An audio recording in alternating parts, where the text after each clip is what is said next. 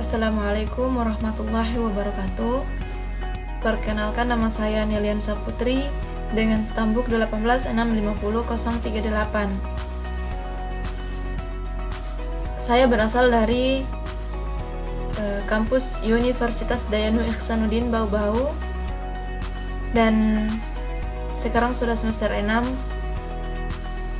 Di kampus saya mengambil jurusan teknik program studi teknik informatika. Dalam video kali ini saya akan menjelaskan beberapa materi tentang rekayasa perangkat lunak.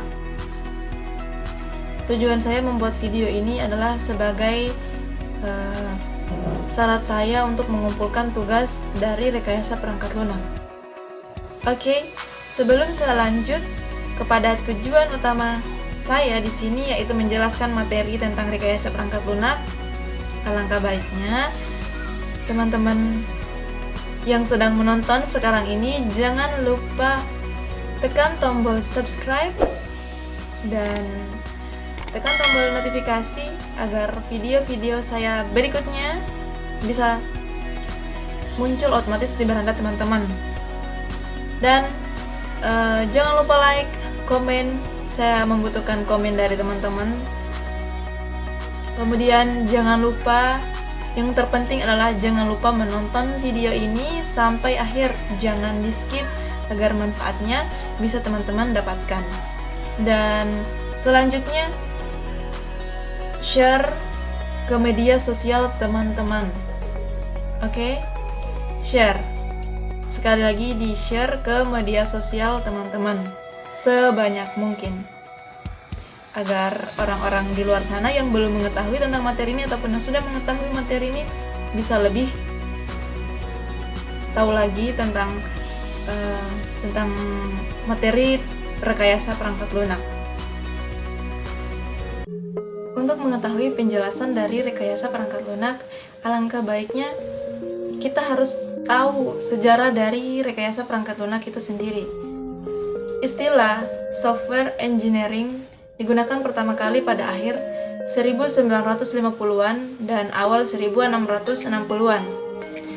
Dan untuk saat ini masih terdapat perdebatan tajam mengenai aspek engineering dari pengembangan perangkat lunak. Dan pada tahun 1968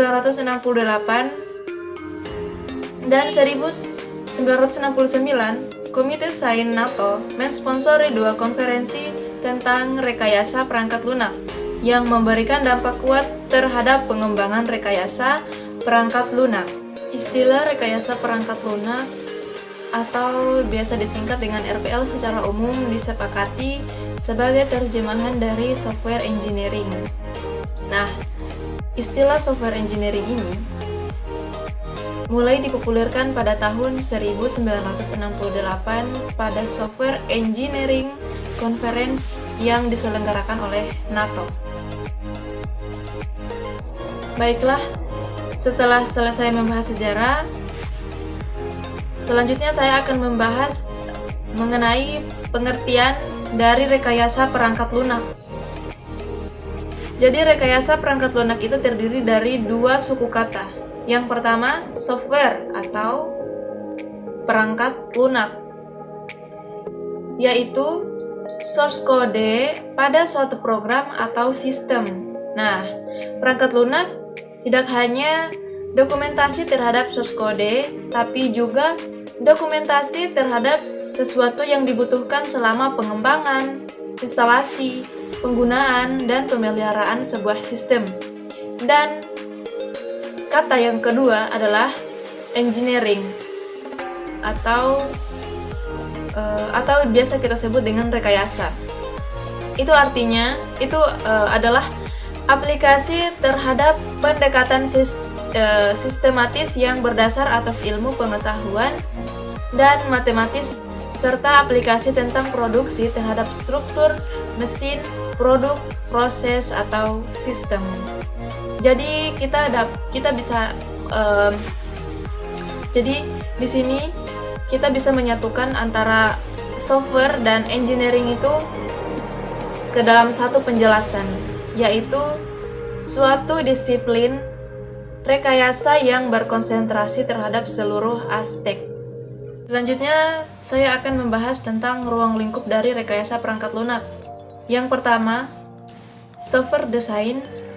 Yang kedua, software requirement. Yang ketiga, proses. Yang keempat, software quality. Yang kelima, tools and method. Yang keenam, manajemen. Yang ketujuh, software construction. Yang kedelapan, software testing. Yang kesembilan, software maintenance. Dan yang kesepuluh adalah configuration. Dan yang kesepuluh adalah configuration management. Untuk tujuan dari rekayasa perangkat lunak terdiri dari 3. Yang pertama, menghasilkan perangkat lunak yang berkualitas. Yang kedua, menghasilkan perangkat lunak yang efisien. Dan yang ketiga, menghasilkan perangkat lunak tepat waktu. Kemudian, faktor-faktor yang melatar belakangi munculnya rekayasa perangkat lunak.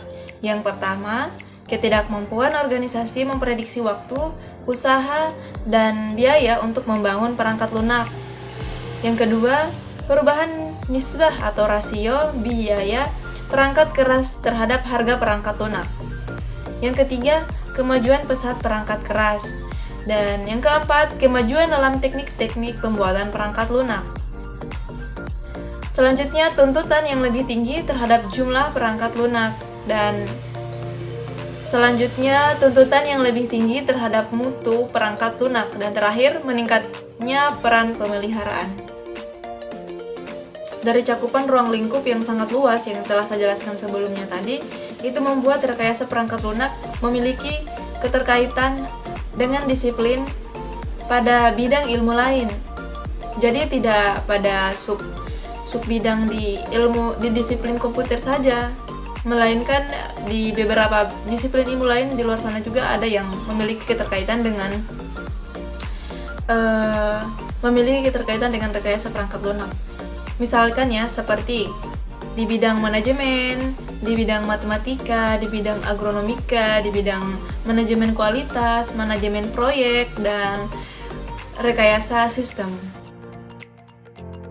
Secara umum, kategori perangkat lunak itu dapat dikelompokkan menjadi beberapa bagian. Yang pertama itu perangkat lunak sistem adalah sekumpulan program yang ditulis untuk melayani program-program yang lain seperti kompiler, editor, dan utilitas perangkat file.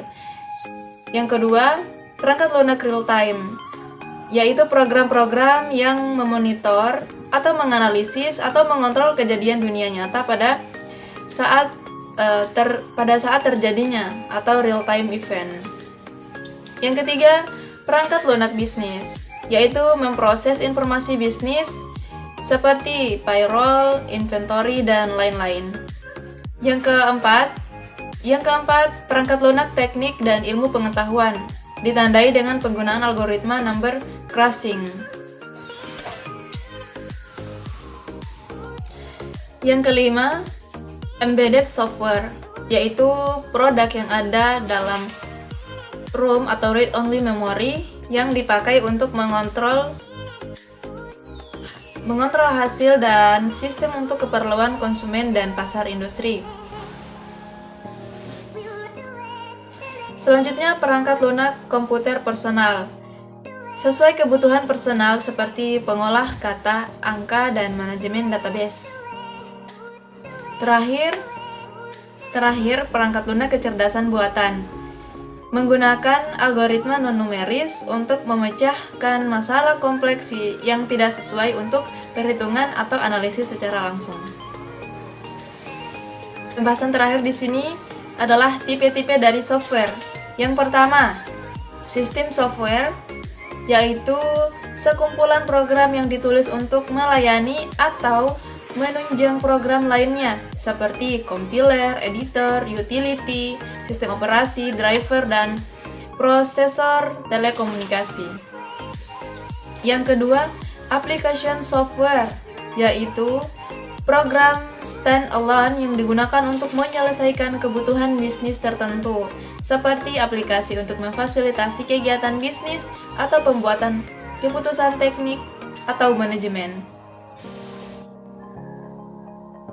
Yang keempat, engineering and scientific software, yaitu software yang dicirikan dengan algoritma numerik. Aplikasinya berkisar dari astronomi sampai vulkanologi, analisis otomotif sampai dinamika orbit ruang angkasa. Software ini banyak digunakan dalam bidang engineering dan sains, contoh CAD atau computer aided design dan simulasi sistem. Yang kelima, embedded software, software yang disimpan dalam memori tetap atau ROM, read-only memory, digunakan untuk mengontrol fungsi sebuah produk. Embedded software ini dijalankan dengan fungsi-fungsi terbatas seperti fungsi digital untuk automobile atau kontrol bahan bakar, dashboard, sistem rem. Dan selanjutnya, product line software. Nah, software yang dirancang untuk menyediakan kemampuan khusus yang dapat digunakan oleh banyak user yang berbeda. Contohnya inventory control product, word processing, spreadsheet, multimedia, manajemen database, game, aplikasi keuangan, dan masih banyak lagi. Dan yang terakhir, web application atau web apps. Itu software yang berpusat pada jaringan. Nah, software ini menyajikan informasi berupa teks atau grafik. Web apps juga tidak hanya menyediakan fitur-fitur standalone, fungsi komputasi dan konten kepada end user, tetapi juga terintegrasi dengan database perusahaan dan aplikasi bisnis. Alhamdulillah, sedikit materi yang telah saya jelaskan di video kali ini mengenai rekayasa perangkat lunak. Semoga bermanfaat. Sekali lagi saya ingatkan, jangan lupa di-share sebanyak mungkin, subscribe juga, nyalakan lonceng notifikasi, like, dan komen. Saya membutuhkan saran dan kritik dari teman-teman, dari penonton, apa yang perlu saya kembangkan dalam video ini, apa yang perlu jika ada kesalahan dalam materi ini, mohon dikoreksi dan mohon dimaafkan. Sekali lagi mohon dimaafkan. Terima kasih sebelumnya sudah menonton video saya. Lebih dan kurangnya mohon dimaafkan. Wabillahi taufiq wal hidayah. Wassalamualaikum warahmatullahi wabarakatuh.